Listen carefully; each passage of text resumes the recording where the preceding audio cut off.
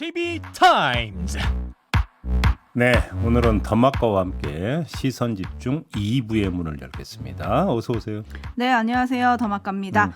태풍 흰남노가 지금 북상을 하면서 한반도가 초긴장 상태인데요. 그래서 저희가 1부에서 지금 곳곳에 연결을 해보지 않았습니까? 네네. 춘철님들도 많은 얘기들을 좀 보내주셨습니다. 4208님.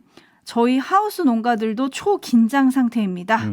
걱정이네요. 제발 피해가 없이 지나갔으면 좋겠습니다. 그러니까 가을 태풍이 이래서 문제라니까요. 네, 지금 뭐 과수농가 같은 경우에는 추석 앞두고 신나게 출하를 하셔야 될 텐데 그러니까요. 미리 익지 않은 과일을 따시는 분들도 계시다고 하고요. 나주배 되게 유명하잖아요. 네. 어제 뉴스 보니까 나주배 농가는 제발 피해 없이 지나갔으면 좋겠다라고 기도밖에 할 게 없다라고 말씀을 하시더라고요. 과수농가 같은 경우는 강풍이라면 뭐 거의 치명타 아니겠습니까? 네. 정말 걱정이 그러니까 태산입니다, 정말로. 그러니까요. 예. 밥하기 싫은 여자님은 아직은 빗소리가 얌전한데 태풍이 온다는 소식에 긴장하고 있습니다. 네. 단단히 준비 잘하면 잘 넘어가겠죠? 라고 보내주셨고요.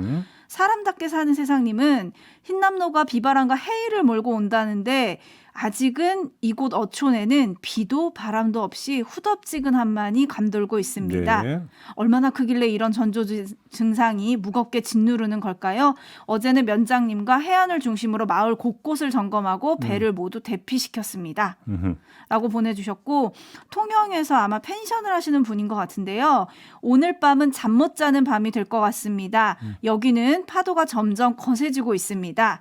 지난 태풍 매미 때 아버지랑 1층 식당 집기가 태풍에 떠내려가는 걸 잡으려다 갑자기 물에 휩쓸려서 겨우 살았는데 어허. 이번은 매미보다 크다니 걱정입니다. 아유, 집기 이런 거 건지시려고 하면 안 돼요. 안전이 최우선이죠. 그렇죠. 예, 통영이라고 한다면 지금 그 흰남노가 지금 상륙할 바로 그곳으로 지금 네, 상륙지로 꼽히는 곳입니다. 예보가 되고 있는 상황인데요. 네. 첫째도 안전, 둘째도 안전입니다. 그러니까요. 자, 지금 많은 분들이 그러니까 태풍 소식 그러니까 저희와 함께 해주고 계시는데요. 저희도 모든 창을 다 열어놓겠습니다. 문자 참여해 주실 수 있는데요. 샵 8001, 샵 8001로 문자 보내주시면 됩니다. 문자 참여 같은 경우는 짧은 글은 50원, 긴 글은 100원의 정보 이용료가 부과된다는 점 참고하시고요. 스마트 라디오 미니 게시판 네. 그리고 유튜브 댓글창은 무료로 이용할 수 있습니다. 여러분이 계신 곳에서 태풍 상황 전해주시면 저희가 또 전해드리고 공유하도록 하겠습니다. 전국 각지의 그때그때 상황 좀 저희와 공유해 주시기 부탁을 드리겠습니다. 자, AS 타임 가볼까요? 네, 밀정 논란에 휩싸였던 김순호 행정안전부 경찰국장 저희가 또 직접 인터뷰도 했었고 관련 소식 여러 번 전해드리기도 했는데요. 네. 나도 신군부 녹화 공작 사업의 피해자다라면서 2기 진실화해를 위한 과거사 정리위원회에 진실규명 신청서를 제출했다는 소식입니다. 지난달 29일 직접 신청서를 냈다고 하는데요. 네. 뭐 일종의 반격 카드라고 봐야 될까요? 지금 보도를 보니까 당시 보안사 조난 자료도 열람을 해서 떼가지고 제출을 했다. 지금 이런 그 뉴스가 함께 있더라고요. 네. 근데 여기서 주목할 점은 이 조난 자료에 담겨 있는 것이 말 그대로 녹화 공작 사업에 한정이 된 것이라고 한다면 그 지금 제기됐던 의혹, 그러니까 이른바 밀정 의혹의 본류하고는 상관이 없는 거거든요. 그렇죠. 그렇기 때문에 이것이 예를 들어서 조난 자료를 그러니까 냈다고 하더라도 결국은 반쪽의 진실에 대한 접근 통로만 연 거지. 가장 핵심이 되는 의혹의 주류에 대해서는 알 수 있는 방법이 없다라는 겁니다. 이 점을 먼저 봐야 되는 건데 그럼에도 불구하고 그럼 이걸 왜 그러니까 그 요청을 했을까를 보면 나도 피해자다라고 하는 어떤 이 점을 부각시켜 갖고 의혹의 본류를 덮으려고 하는 거 아니냐. 이런 지금 분석을 안 할 수가 없는 거 아니겠습니까? 네. 바로 여기에 문제가 있다고 봐야 되는 것 같습니다. 그러니까 김순호 국장이 강제 징집당해서 녹화사업 대상자가 됐다라는 것은 저희도 여러 번 전해드린 바가 있잖아요. 네. 네. 근데 문제는 이거를 너무 부각시키려고 하는 게 아니냐라는 점인 거죠. 그러면 그 조난 자료에 그 당시에 잠깐 그 활동하던 조직에서 떠나서 잠적했을 때 있잖아요. 네. 그때 얘기했던 것들도 다 그러면 조난 자료에서 확인할 수는 있나요? 그러니까 제가 지금 말씀을 드린 건 그러니까 보안사 조난 자료에 한정이 된 것이라고 한다면 그거는 그 이제 뭐 휴가 나가서나 학교에 복학을 한 다음에 이른바 이제 동아리 활동에 대한 어떤 보고 여기에 한정이 됐다면 노동운동을 하면서 이른바 인노에 관련 내용은 여기에 그 기재되어 있지 않을 가능성이 높다라는 거죠. 문제는 여기에 있다라는 겁니다. 그럼 보려면 그 후의 자료들까지 다 볼 수 그런데 있느냐? 문제는 그 후에 자료가 있느냐가 문제고. 그러니까요. 네. 네, 어떻게 진행이 되는지 좀 지켜보도록 하겠습니다. 예. 이렇게 신청이 들어오면 90일 이내에 조사 개시 또는 각하를 결정해야 한다고 하더라고요. 어떻게 되는지 시선 집중하겠습니다. 뉴스와 분석이 함께하는 제이비타임즈 오늘 주목할 뉴스들 챙겨드리겠습니다. 네. 첫 번째 뉴스 어떤 건가요? 이원석 검찰총장 후보자에 대한 청문회가 오늘 열립니다. 네. 그런데 지금 태풍 흰남노 때문에 얼마나 주목받을 수 있을지 이건 좀 솔직히 좀 잘 모르겠어요. 그렇기 때문에 여기서 먼저 짚고 넘어가야 될 부분이 있을 것 같은데요. 네. 의혹 제기된 게 여러 가지가 있는데 하나만 전해드리겠습니다. 이원석 후보자의 장모 최모 씨가 2009년에 서울 노량진 땅의 일부 지분을 이원석 후보자 부부에게 증여한 것은 물론 당시 7살과 4살이던 이원석 후보자 두 아들들에게도 일부 증여를 했다고 합니다. 네. 이 땅은 노량진 뉴타운 제1 재개발 구역에 포함되어 있었던 땅이라고 하는데요. 이듬해 말에 아파트가 완공됐고 이원석 후보자 가족은 이 아파트의 소유권을 나눠 가졌다고 합니다. 이에 대해서 이원석 후보자 측은 장남 및 차남은 외할머니로부터 외가가 있던 토지 일부 지분을 증여받았다. 증여세 등 관련 세금은 증여 당시에 모두 납부했다. 이렇게 설명을 했다고 합니다. 쟁점을 어떻게 봐야 됩니까? 이 의혹을 제기한 박주민 더불어민주당 의원은 재산 증식을 위한 쪼개기 증여다 이렇게 성격 규정을 했는데요. 이 판단은 촌철님들에게 맡기겠고 그럼 당시 7살과 4살이던 두 아들은 무슨 돈으로 증여세를 냈을까? 뭐 당장 궁금해지는 건 이 부분 아니겠습니까? 네. 근데 패스하겠습니다. 왜요? 왜냐? 이미 고전에 반열에 든 해명이 있지 않습니까? 모범 답안이 세뱃돈과 용돈을 저금해서 냈다. 네. 이번에 이원석 후보자 측도 용돈 모아서 냈다고 이렇게 설명을 했다고 합니다. 그리고 말 나온 김에 쓸데없는 궁금증 하나만 좀 추가하겠습니다. 저는 가끔 쓸데없는 거에 꽂혀가지고요. 네. 뭐냐면 검사 관련 의혹의 등장 빈도가 높은 게 뭔지 압니까? 검사 관련 의혹의 등장 빈도가 높은 것? 바로 처가입니다. 처가. 처가요? 예, 윤석열 대통령의 처가는 더 설명이 필요 없을 것 같고요. 이원석 후보자의 경우도 결국은 처가잖아요. 그다음에 한동훈 법무장관 자녀의 논문 논란이 불거진 적이 있었죠. 이때도 처가가 등장을 하지 않았습니까? 그러네요. 왜일까요? 도대체 왜 검사 관련 그 의혹 논란이 불거지면 항상 처가가 항상은 좀 뭐한 거고 처가가 그렇게 자주 등장을 하는 걸까요? 제가 세상 물정을 좀 잘 몰라가지고 궁금해서 여쭤보는 거예요. 사실을 알면서 모르는 척 하시는 거죠? 아니 몰라요. 네. 김정원 님이 부자들 편법 증여가 어디 하루 이틀 일인가요? 라고 해주셨고 이재님은 끼리끼리라고 해주셨고 새는 알을 깔고 나온다님은 금수저 용돈은 수준이 다르네요. 용돈으로 증여세를 내다니 해주셨는데 뭐 지금 제이비가 의혹을 하나만 뽑아서 전해드리겠다고 하셨지만 사실 의혹이 이뿐만은 아닙니다. 저희가 처음에 지명됐을 당시에 이 자리에서 짚었던 것 같은데요. 정은호 게이트 사건 수사에 대해서 수사정보 유출 의혹도 오늘 청문회 쟁점이 좀 될 것으로 보입니다. 네네. 뭐 이 부분에 대해서 어떻게 해명할지 청문회에서 해명하겠다고 했었기 때문에 어떻게 답을 할지 좀 주목해야 하지 않을까 싶은데요. 이미 그 다른 사람의 입에서 해명은 나온 바가 있었죠. 한동훈 법무장관이 그랬나요? 수사 상황에 대한 어떤 이야기였다. 근데 왜 수사 상황을 그럼 법원하고 꼭 공유하냐 이런 말씀을 이 자리에서 드렸던 기억이 납니다. 네, 보문동 뚜벅이님이 정의롭다고 자처하는 검사들 알고 보니 왜 이렇게 석연찮은 구석이 많습니까? 라고 물어주셨는데 네. 궁금하네요. 네. 오늘 오전 10시 청문회도 시선 집중하겠습니다. 제이비타임즈 다음 주목할 뉴스는 어떤 건가요? 민주당이 검찰의 이재명 대표 소환 통보에 반발을 계속하고 있습니다. 조정식 사무총장이 어제 이런 주장을 내놨는데 함께 들어주시죠. 이재명 당대표에 대한 소환은 제1야당에 대한 윤석열 대통령의 전면전 선거입니다. 제1야당 당대표에 대한 소환은 한국 정치사에 전례가 드문들도 명백한 정치 보복이자 야당 타락입니다. 과거 중앙정보부의 김대중 현해탄 사건을 연상시킬 정도로 검찰을 통한 무자비한 정치 보복의 분쇄를 드러냈습니다. 김건희 여사는 줄줄이 무혐의, 야당은 줄줄이 소환하는 막장급 편파 수사입니다. 네, 이렇게 주장을 했는데요. 아무튼 민주당은 대응기구를 띄우고 오늘 긴급 의원총회를 열어서 대응 방안을 논의한다고 합니다. 하지만 최종 결정은 이재명 대표에게 맡긴다. 이런 기조라고 하고요. 네, 주목할 지점이 뭘까요? 자, 지난주에 이 소식을 들으면서 이재명 대표와 이준석 전 국민의힘 대표 이 대비 구도를 전한 바 있지 않습니까? 네. 이 얘기를 들었는지 아무튼 이준석 전 대표가 어제 이런 말을 했더라고요. 이재명 씨와는 다르게 이재명 대표와는 다르게 저는 출석을 거부할 의사는 없습니다. 네, 경찰로부터 그 출석 통보를 받은 거에 대해서 어제 이렇게 이야기를 했다고 하는데요. 그런데 민주당은 이준석 너머를 보고 있는 것 같습니다. 바로 윤석열 대통령과 김건희 여사 이쪽을 바라보고 있는 것 같은데요. 조금 전 조정식 사무총장의 말에서도 뭐가 나왔습니까? 김건희 여사에 대한 건 줄줄이 무혐의, 야당은 줄줄이 소환하는 막장급 편파 수사다. 이런 주장을 했는데 민주당 관계자도 이런 말을 했습니다.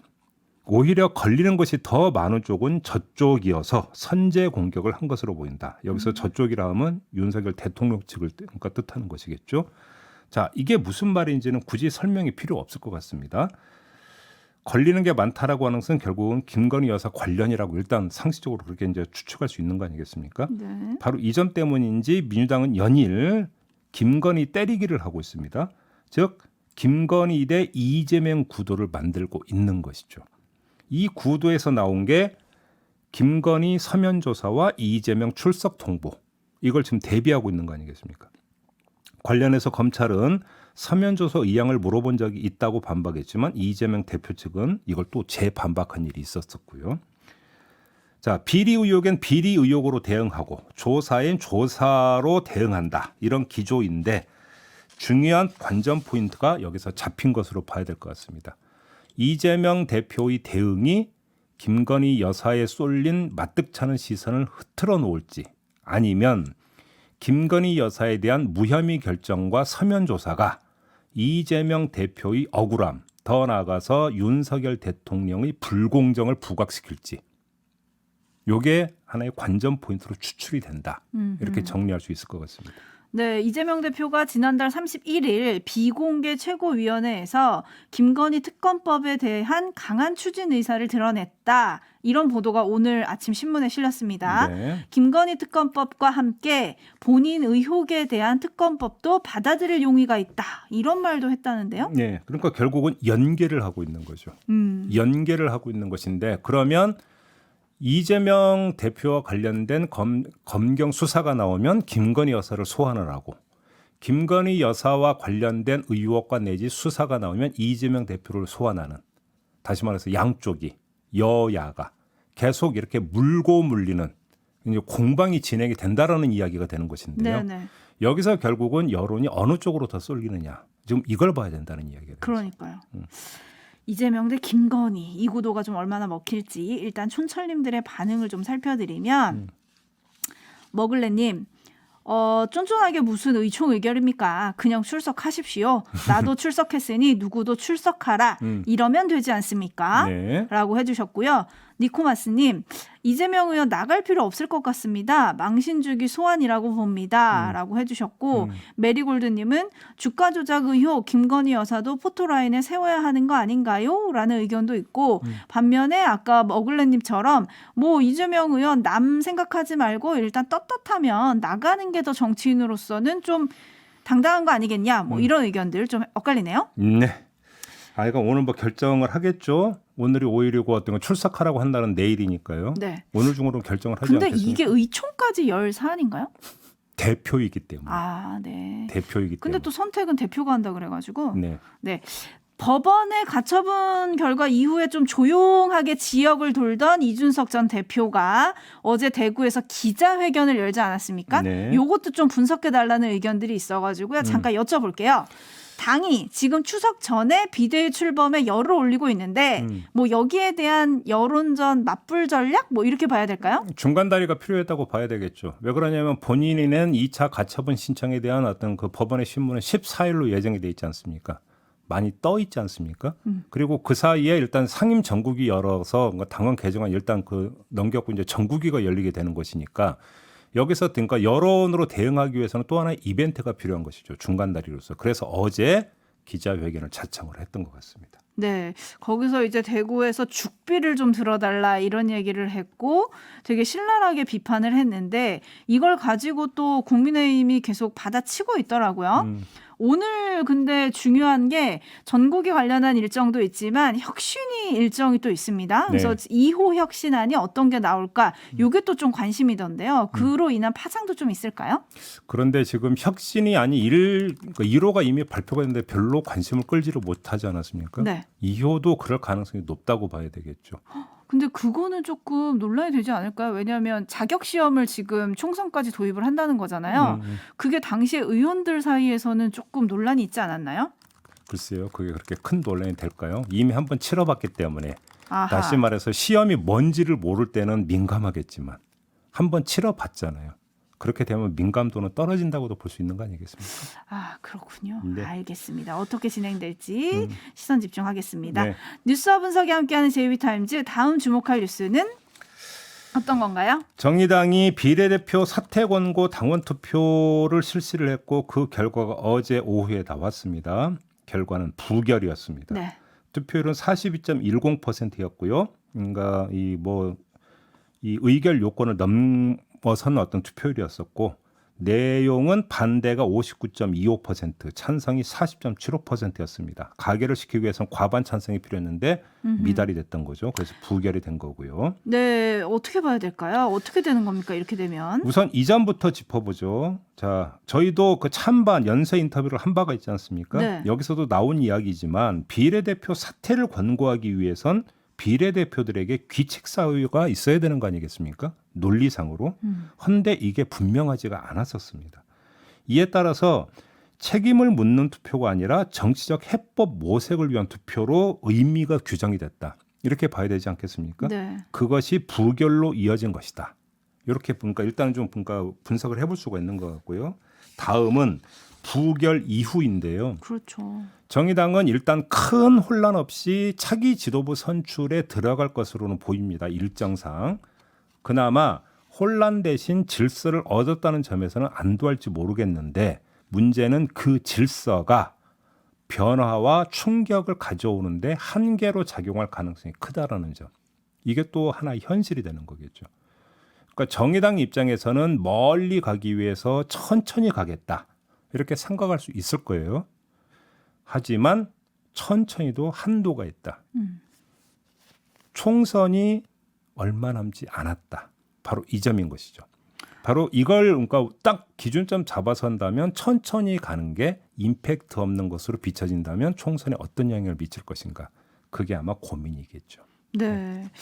찬성이 또 40%를 넘기지 않았습니까? 네. 그래서 찬성도 꽤 높았다. 이런 분석도 있던데요. 정의당 의원단이 오늘 오전 10시에 합동 기자회견을 연다고 합니다. 네. 여기서 어떤 얘기를 할지 좀 궁금해지는데 뭐 예를 들어서 초심으로 돌아가겠다. 당원의 뜻을 무겁게 받아들인다. 이런 거는 별로 임팩트가 없지 않겠어요? 근데 그런 이야기 말고 더 할 게 뭐가 있겠습니까? 아, 그런가요? 네. 요거보다 조금 더 한 발 더 나가는 얘기를 해야지 사람들이 좀 주목하지 않을까요? 제가 볼 때는 그런 선에서 비례대표 의원들이 그 전할 수 있는 메시지는 한계가 있다고 봐야 되고요. 다만 심상정 의원은 다를 수는 있겠죠. 그러니까요. 정의당 의원단이 한다고 하니까 심상정 의원도 같이 나오지 않을까 근데 싶은데요. 문제는 심상정 의원과 비례 의원들은 또 다른 거잖아요. 그렇죠. 지금 다르긴 예를 들어서 하죠. 지금 뭐 전당원 투표에서 심상정 의원은 대상은 아니지 않습니까? 아니었죠. 예. 그분은 지역구 의원이기 때문에. 그렇죠. 네. 어떤 말 할지 거기도 시선 집중하겠습니다. 네. 자, 북상 중인 태풍 흰남노 관련해가지고 많은 분들이 조금 상황을 전해주고 계신데요. 몇 가지 소개를 좀 해드리겠습니다. 3100님, 여기는 경북 영천입니다.